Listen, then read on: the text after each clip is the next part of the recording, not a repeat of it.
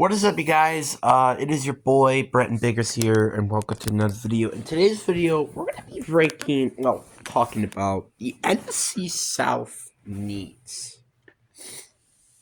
Um, Heading into the off season. Now, obviously, I wanted to get the NFC South one out of the way because this is arguably, I think, arguably still the worst division by a long shot. Because, I mean, let's talk about all the divisions, I guess, before we talk about, their needs and stuff.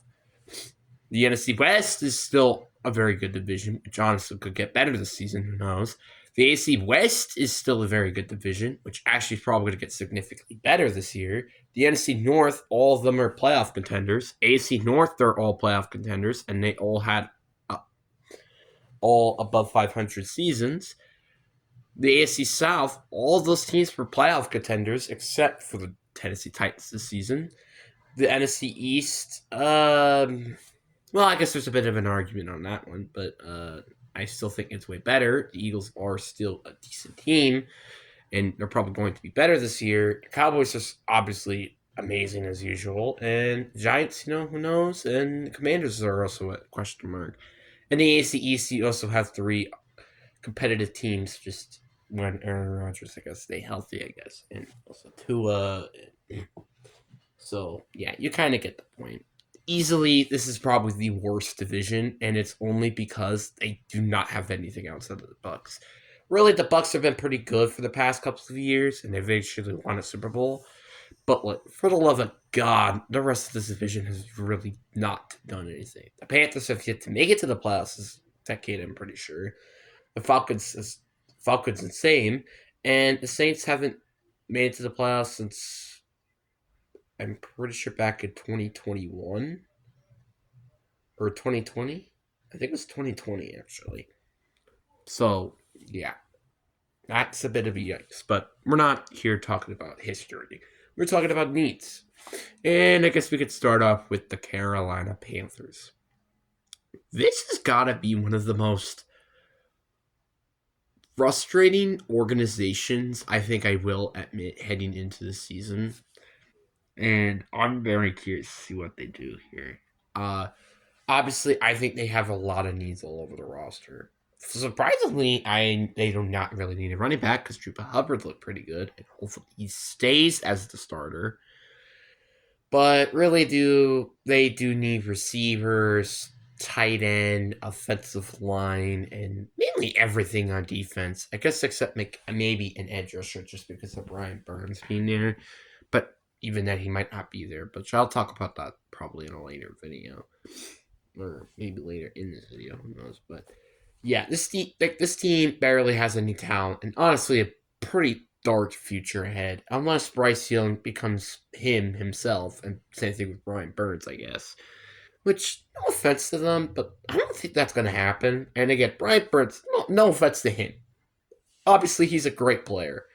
But the problem is he's been with such a laughable defense for so many years now. It's honestly laughable, to say the least.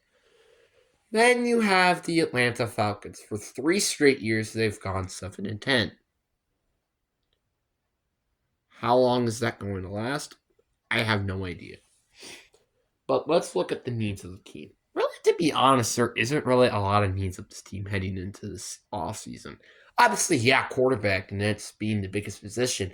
But really, outside of that, and I guess receiver, there's not a lot of needs on offense. Obviously, there's still a ton of needs on defense. Like, for example, they definitely need better corners, linebackers, and edge rushers. But outside of that, they actually have a pretty decent team and honestly could make a playoff run if they just had a quarterback. I know there is actually rumors flying around that they might potentially try to trade for either Zach Wilson or Russell Wilson or something like that. But honestly, I just honestly would prefer them just to trade Russell Wilson. I mean, that's my opinion. Like Russell Wilson, you can honestly get something that I would like. Obviously, it would be worth something. I'd say at least maybe like a 3rd-round pick. At least like a 3rd, maybe like a couple other mid-round picks, and that would probably be it. Because like that's a lot of draft pick. Like because obviously Russell Wilson and his contract is amazing, but it also isn't completely terrible. Unlike, I don't know, maybe Joe Burrow, for example, or Justin Herbert. So I just wanted to throw that out there.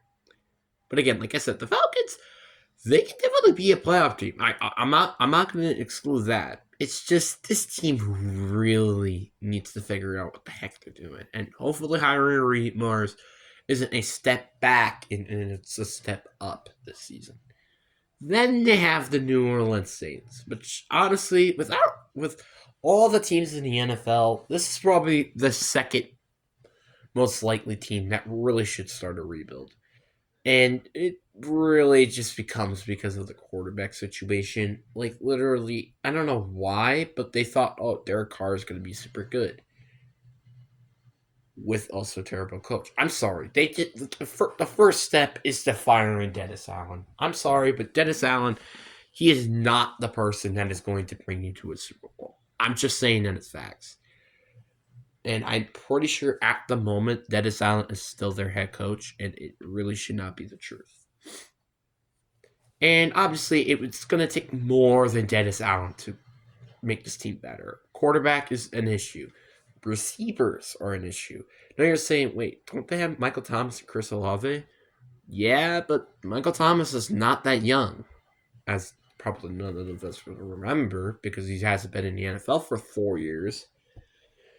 Uh, Tight end, and then defense. I mean, really, there's not a lot of needs on defense, but in terms of age, then there are needs like linebacker, edge rusher, corner. Like, you kind of get the point. This is a very old team that really needs to just start rebuilding and start from the ground up. And it is also a very good time to do this because you are actually in one of the worst divisions.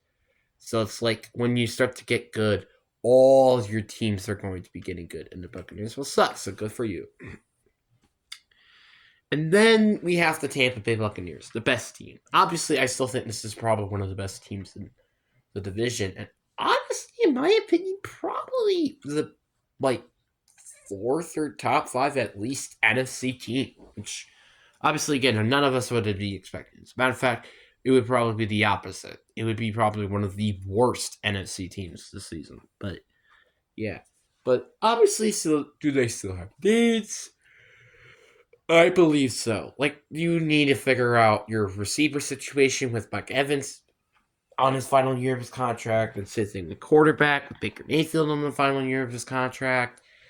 Uh, so those are issues. O-line, I still think is an issue, and I don't think there's any issues on defense. I guess maybe edge rusher, corner, but I don't really know any issues. Comment down below, Tampa Bay fans, just saying.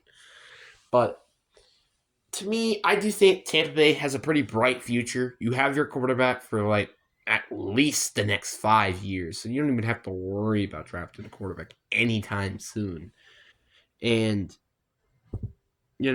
that's, I think, a pretty good sign for them, and I'm pretty happy with this team.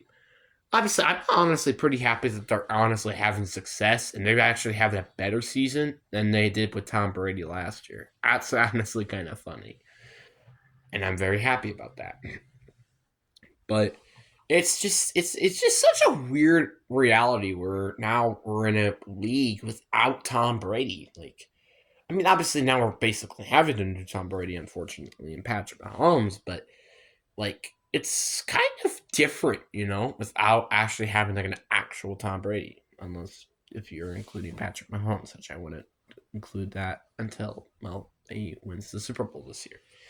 So it's a bit of an interesting situation in the NFC. Like, I would honestly say maybe outside of the Niners or the Packers for some people, like none of those really, and I guess the Cowboys as well.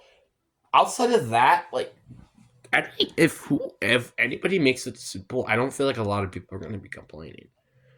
And then obviously in the AFC there are some issues, like for example the Patriots, but I don't want to say anymore because they're not going to probably be there anytime soon. And obviously the Chiefs and Steelers because they keep somehow getting above 500. But it's like, again, the Tampa Bay is such an interesting team, which honestly, in my personal opinion, which I honestly kind of want to make me a video about this, Tampa Bay could potentially be a dark horse contender team for the Super Bowl this year. I mean, it will depend on how the Niners lose players and also how their free agency goes, but don't be too surprised that this is going to be one of the best teams heading into 2024. But anyway, hope you guys enjoyed this video. Peace.